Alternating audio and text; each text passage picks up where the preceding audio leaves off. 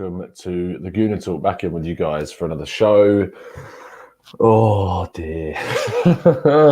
I've literally just got back in. I'm shattered. I'm absolutely on the edge of sleep right now. But I promised you guys a video this evening, and I will always stick to those promises as best I can. So here we are to discuss today's game. I mean, as a whole, decent day.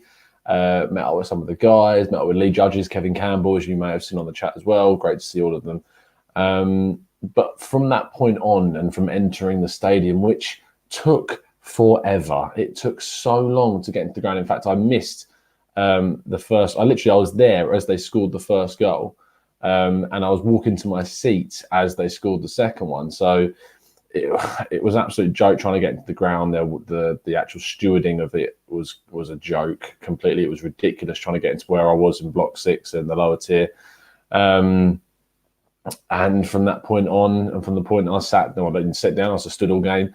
From that point on, it was an absolute horror show. We're going to talk about it with you guys. You can tell that I am physically drained. My voice isn't great because I spent most of the game shouting. But we're going to get through this next 20 or 30 minutes or so talking about the game, talking to you guys in our chat, and getting some reaction as well. So apologies if I am not the most effervescent and enthusiastic of hosts today, but I think you can understand in the circumstances. Let's get some of your thoughts in our chat. Jonas says, "Booze, boring football, and another typical Emery game. Can't say I expected anything different." Josh Gunners Forever says, saying, "We were so poor. No chance of creating an open play again. Not good enough. Time to go. Unai." Avon Tennyson says, "Oh dear," is putting it kindly. Jean Carter says, "Tom, what the F is Xhaka smoking?" We will talk about that, don't worry. Anonymous says, "Who could sleep Tom after that performance?" Sleep me? What did I do? Kofi says, "Will the board dilly-dally and miss another boat?" Subode says, "Xhaka lost it completely, should be stripped of the captaincy." Joe Finn says, "What WTF VAR?" Shaway TV says, "I'm sorry, but anyone that stands off and allows James McArthur to do a step over and cross the ball deserves to be booed." Adam says, "Xhaka's reaction seemed justified to me. He was getting sarcastic applause and boos when he was subbed." Rodney says, "Worst game I've seen as an Arsenal fan." Edward says, "Tom, sorry, but Xhaka and Unai have to go now." Now, I've not seen too many in-depth replays of the game. I've only seen what I saw from the position that I was at, and a couple of replays from when I was on the train on the way back home. Ryan says, "Why do you go to matches, mate? It's pointless." Trust me, after today, mate, I can see where you're coming from. I really can. But I tried to go to as many as I can if possible. But we're buying a house and everything, money-wise, it's tricky. But I try to go. Joe says, "Tom, can I do a manager replacements video?" Possibly, definitely something that we could look at doing for sure in the future.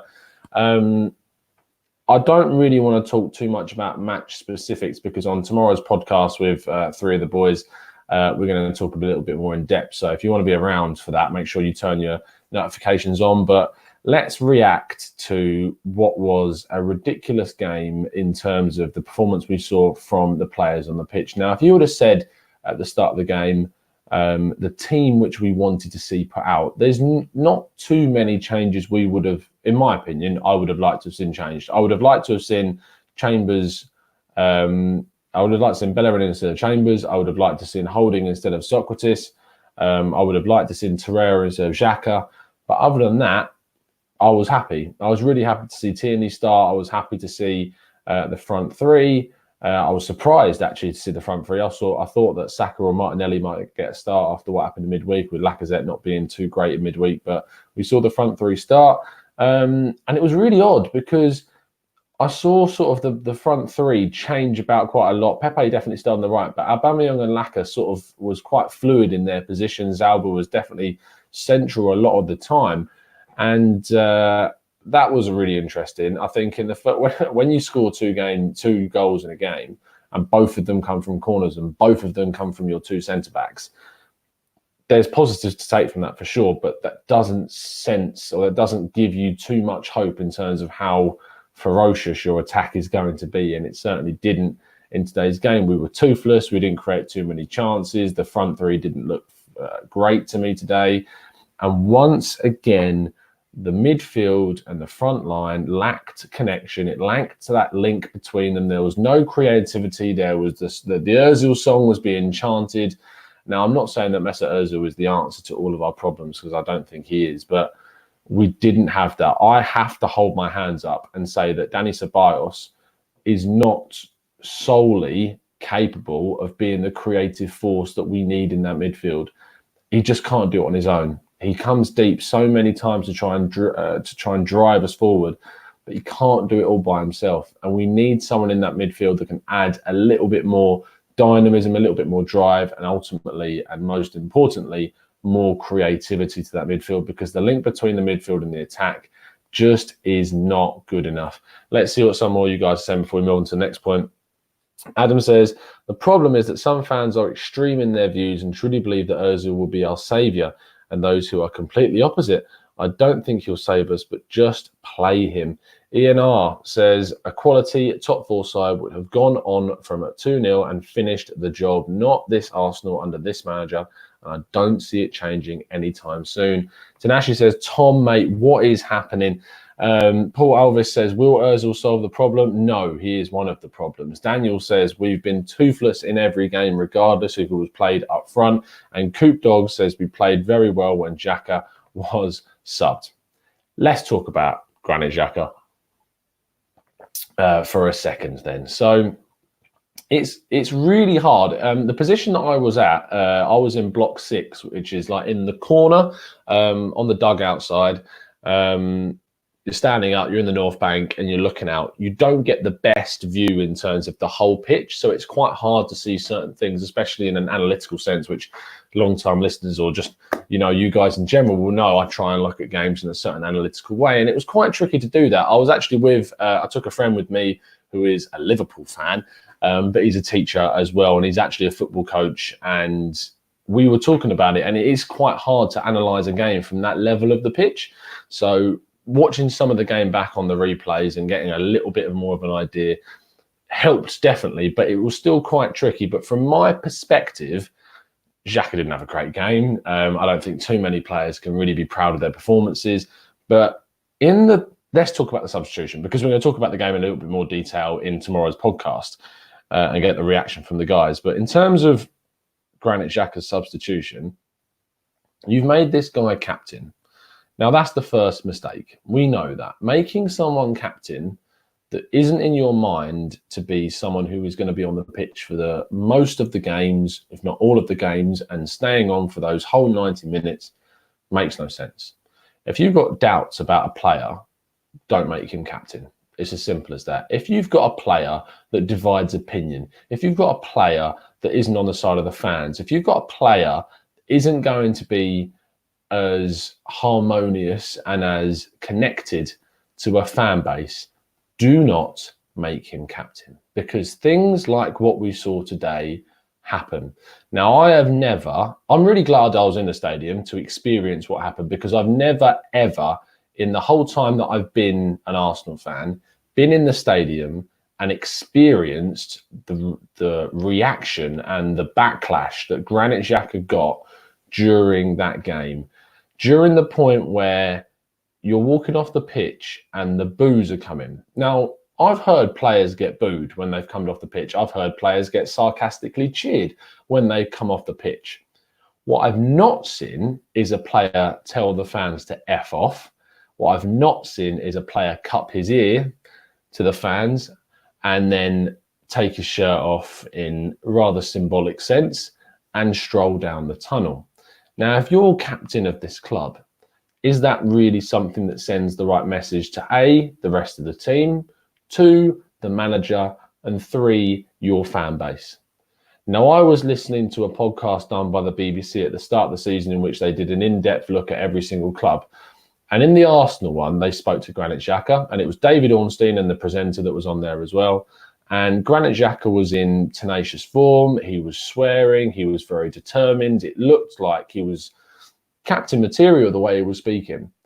But he acted like a petulant child on the pitch there. And what frustrates me more, and what frustrates me a lot, is I look at the press conference breakdown from Unai Emery on certain websites, and I look at the press conference breakdown from the Arsenal website, and the Arsenal website completely ignored the Xhaka thing. I may have missed it, but I'm pretty sure I read through it in total, and it isn't asked. It isn't on there when he's asked about Granit Xhaka. When you look at when Unai Emery is asked about Granit Xhaka by the media in other websites, he says that it's wrong, that he reacted in the wrong way, which, yes, is the right thing to say. Unai Emery should have condemned what he did in fair play.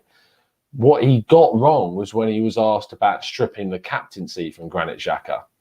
Now, Unai Emery says, now is not the right time to discuss this. What does that mean? You're asked the question whether you, as manager, should strip the captaincy from a player. You go one or two ways. You either go, no, he is the captain of the club. He remains captain of the club. It's my decision. It was my decision, and I stand by it.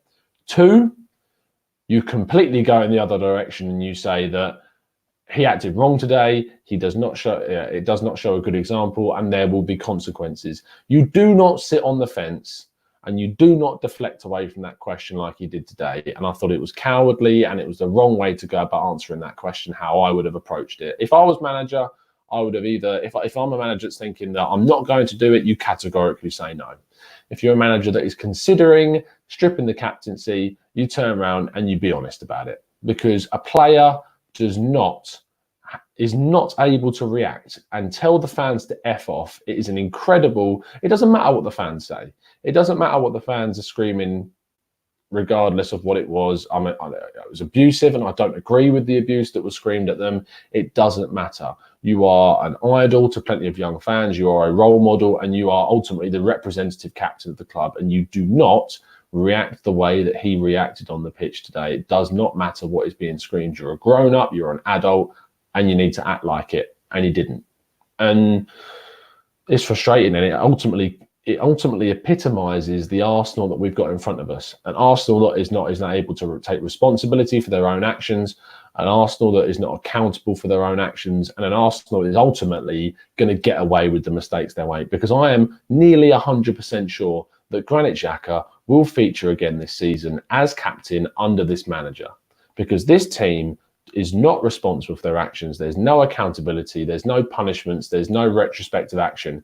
And that is the biggest issue with this team, is that there is no person in this club. You can take your Aubameyangs, you can take your Lacazettes, you can take your Tierneys. I don't care. There is no person in this team that I see that has any sort of accountability about them that has been shown to me in any way. And that's putting everyone on the same level, on the same slate, not favouring anyone, not picking on anyone. No one in this Arsenal team. And that's not picking on a specific players or whatever. That's because there's no sense of accountability put forward by the manager. The manager does not put that sense of accountability on the team whatsoever. The manager does not give that environment that you should have a correct, winning, competitive, tenacious environment. He doesn't create that.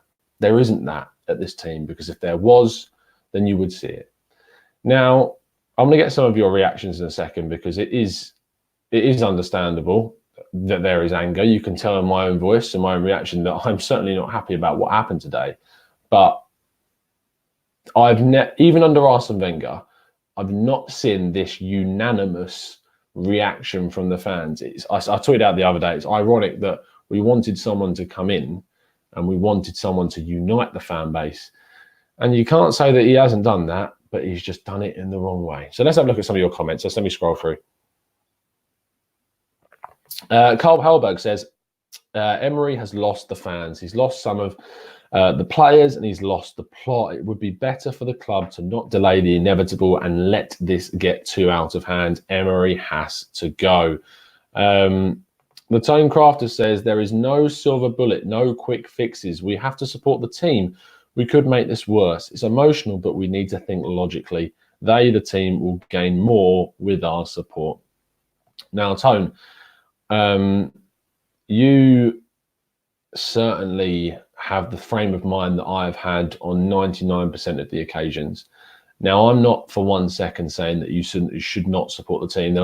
Trust me, a lot of people didn't want to go to the game. They didn't. I have my ticket from someone who didn't want to go to the game. I will go to the game as much as possible to get behind the team and support the team and be there and cheer them on. My voice isn't great because of cheering the game on and cheering the team on as much as possible in that game.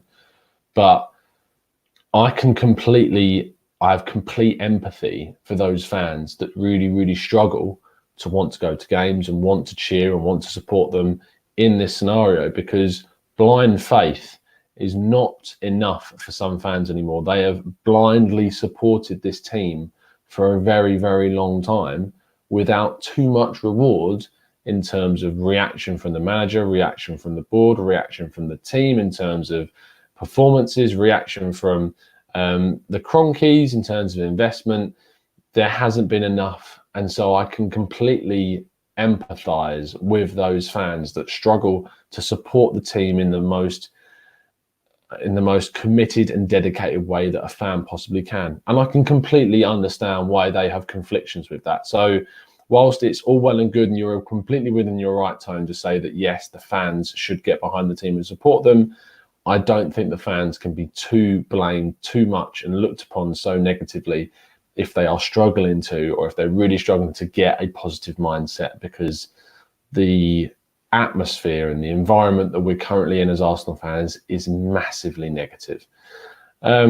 Russ Morgan says, this manager has nearly 18 months with this team and he's had signings. It cannot carry on. And that was something I was saying to my mate today. He was saying he's only been here 18 months. If you look at Jurgen Klopp, you look at what he's done. And actually, we were talking with Kevin Campbell and Lee in the pub before the game. And Kevin was saying something quite interesting, because when my friend said to Kevin, like, we've had Jurgen Klopp, don't you think that when he came in, he struggled at first, there wasn't too much impact, and he got time and then it went forward. And Kevin highlighted that, yes, you raise a fantastic point. It did take time for Klopp to get Liverpool sorted, but you could see what he was doing. You could see his philosophy. You could see what he was trying to do. You could see the type of player he was trying to bring in. You cannot see with Emery what he is trying to do at this club. You cannot see what he is trying to bring to this team. And that is why we need to make a change. That is why we need to move on, because we need to bring in someone who will stamp their identity, stamp their personality and their style on this team. Master Rug 22 says, Mourinho tactically has been left behind with the style of football that's now being played in the league by the top teams, so he's not a fan of getting Mourinho in. South London's finest B says, Raul, it's time for you to grow some. It's either to be coward and wait until the end of the season with possibly no Champions League, or do it now mid-season. Greg Davis says Xhaka should never play for Arsenal again. DS Electronics Limited says, Tom, the team needs some more investment. I genuinely don't think investment's the biggest problem right now. The biggest problem is the system. The biggest problem is commitment. The biggest problem is mentality. The biggest problem is not about the money that we're spending. We've brought in Pepe. We've brought in a centre-back. We've brought in a midfielder. We can't do too much more than we are currently doing.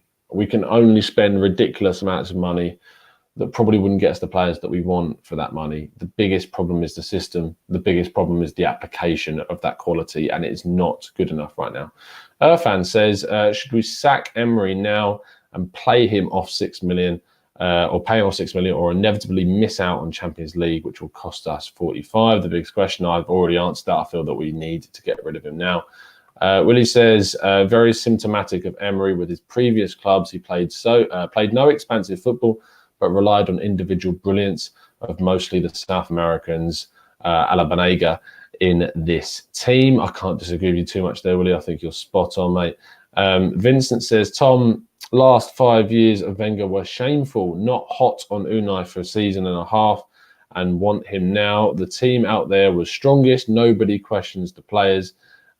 Is there bias? Ultimately, the team are put out by the manager. The manager makes those decisions. I have been the biggest advocate of saying that the manager cannot go out there and kick the ball for them. I defended Wenger so many times in that way.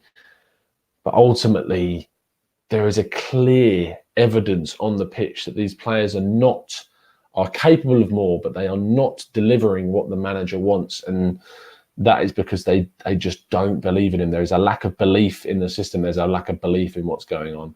Dart Zero says Lacazette has now liked a post on Instagram claiming that enough is enough regarding Emery and that Xhaka should never wear an Arsenal shirt again. If he has done that, that's really, really interesting. Dart Zero said the same thing there. Archie says clear disconnect, Tom, between the players, manager, and the fans. It is time to act now. Edward says, Tom, do you agree that Guendouzi set a precedent with his hand gestures versus Watford? No, I don't think he did. I mean, that was to the away fans, wasn't it? The 2-0 or the 2-1 or whatever it was. I don't think he set a precedent there.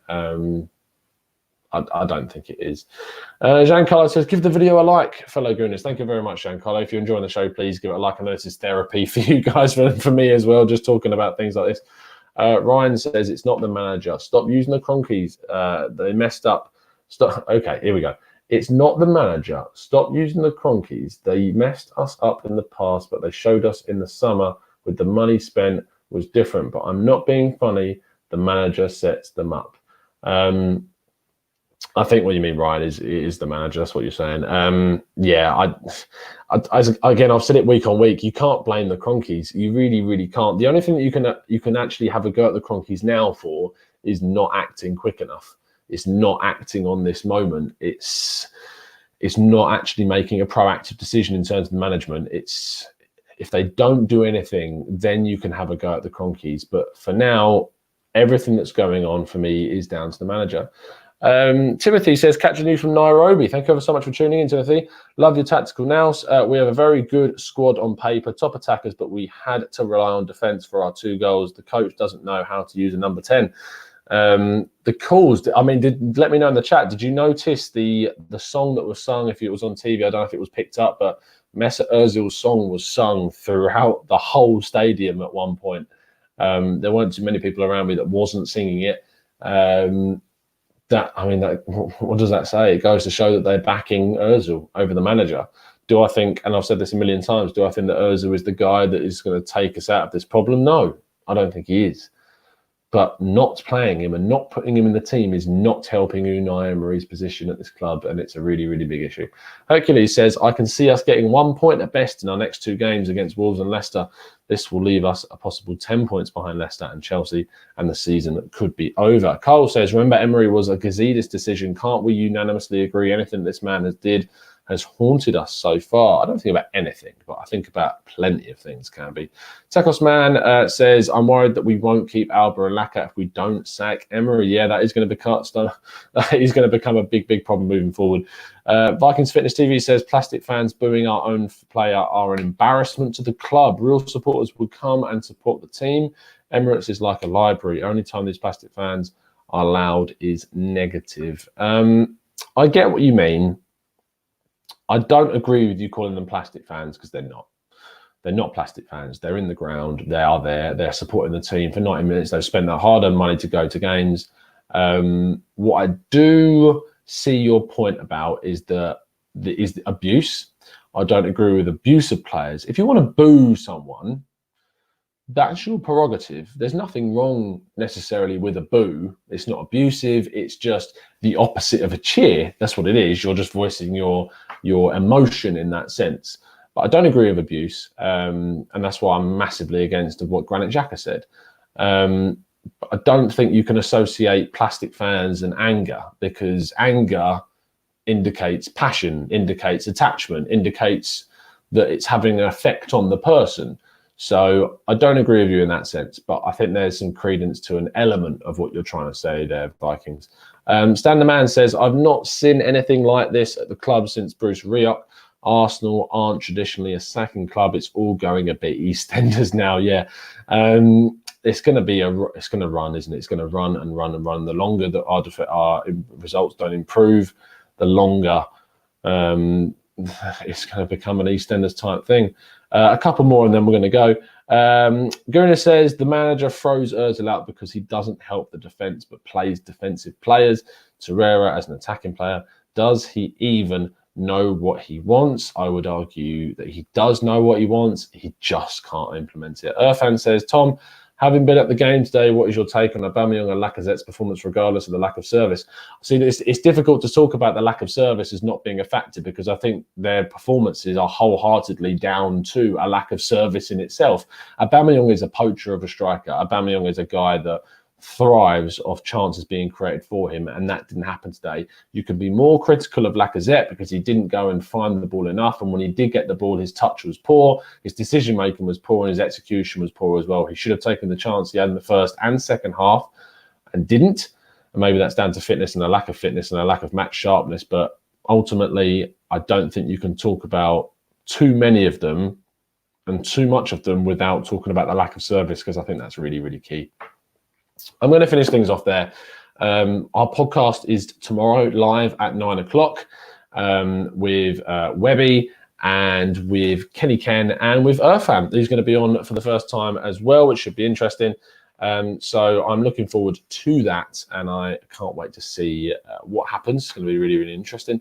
And I'm looking forward to that, as well as talking about the Liverpool game, which is coming up next week, which is another really, really odd fixture to think about. I'm going to go and get some sleep because you can tell, and as if you've been watching through the show, I'm struggling massively to keep my eyes open, to keep myself focused, and really sort of take in what I've seen today. Hopefully after a day to sort of reflect and absorb what's happened today, we'll be able to get some really, really good content for you out tomorrow on the podcast. So make sure you tune in 9 o'clock if you want to hit that notification button so you make sure you know when we go live, so you can join us in our live chat. My voice is going now, so I'm really going to have to wrap things up. Thank you ever so much for tuning. If you've enjoyed it, please like, subscribe, and as always, I know it's painful, but try and keep it positive, and most importantly, up the Arsenal.